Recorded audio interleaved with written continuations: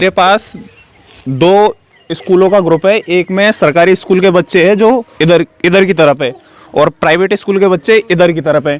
मैं आपको बताना चाहता हूं कि क्यों ग्रामीण बच्चे पीछे रह जाते हैं और क्यों शहरी बच्चे आगे निकल जाते हैं। क्या स्कूलों में अंतर है सरकारी और प्राइवेट में?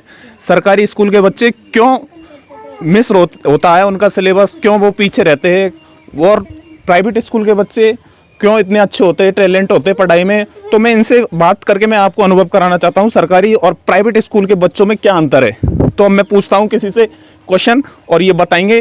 तो कौन सा दूसरी क्लास में कौन पढ़ता है तुम में से?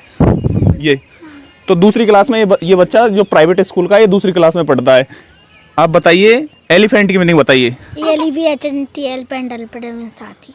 और फिश की मीनिंग बताइए। FIS फिश मछली। और 8 और 8 जोड़ेंगे तो कितने आएंगे? 14 8 8 16। 8 गुना 2 करेंगे तो 24। 8 गुना 2 8 गुना 2 तो इतना बता रहा है ये प्राइवेट स्कूल का बच्चा। ये दूसरी क्लास में बच्चा पढ़ता है। अब इधर ये सरकारी स्कूल के बच्चों का ग्रुप है। इनसे मैं पूछता हूँ दूसरी क्लास में कौन सा पढ़ता है तुम में से? दूसरी क्लास में 8 गुना 2 करेंगे तो बेटा नहीं आता। देखो ये सरकारी स्कूल की बच्ची है जिसपे 8 गुना 2 नहीं आता। ये सरकारी स्कूल की बच्ची है। आप पे 8 गुना 2 कौन सी क्लास में पढ़ती है? चौथी। ये चौथी क्लास में पढ़ती है ये बच्ची। इस पे भी 8 गुना 2 नहीं आता।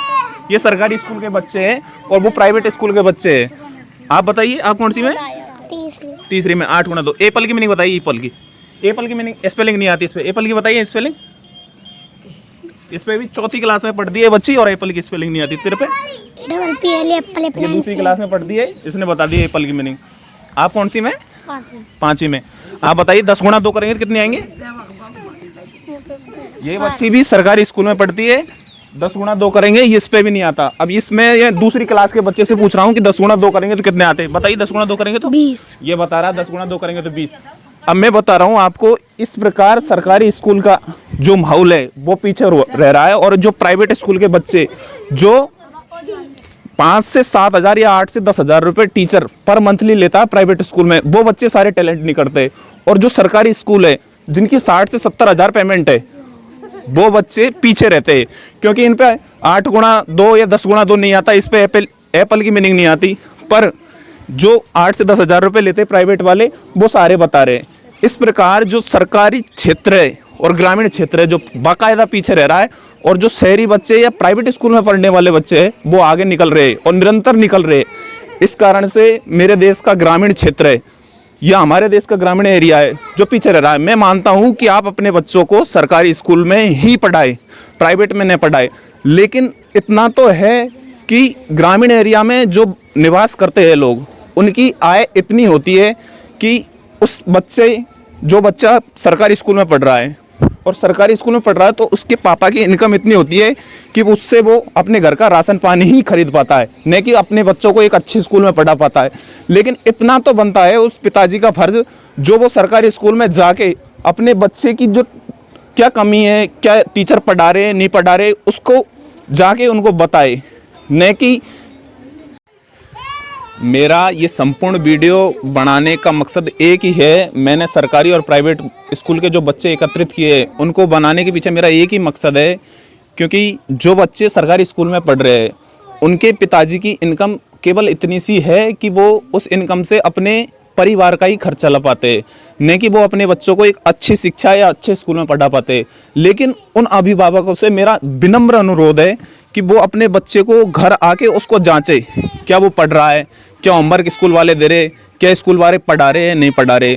तो इसकी शिकायत वो प्रिंसिपल से करे या अपने सरपंच साहब से करे, और उस टीचर या उस स्कूल सरकारी स्कूल में जाके बोले कि हमारे बच्चे पे अभी 10 गुना 2 नहीं करने आता, एप्पल की मीनिंग नहीं आती है। तो इन सबको इकट्ठा करके सरकारी और प्राइवेट स्कूल वालों को इकट्ठा करके मेरा इतना सा मकसद है कि आप जाइए वहाँ और स्कूल में आप उनकी शिकायत कीजिए कि आप पढ़ा नहीं रहे हो। बल्कि जो बच्चे को 8 से 10 घंटे तो पढ़ाता नहीं, वो ही 6 घंटे पढ़ाता है। वो टीचर जो प्राइवेट में पढ़ाता है और 8 से 10 हज़ार सैलरी लेता है, वो इतना टैलेंट बना देता है। और ये प्राइवेट में जो पढ़ने वाले वो सारे क्वेश्चनों के जवाब सही बता रहे, बल्कि ये सरकारी वाले नहीं बता रहे, और उनके टीचर को 70 हज़ार रुपये पेमेंट मिलती है।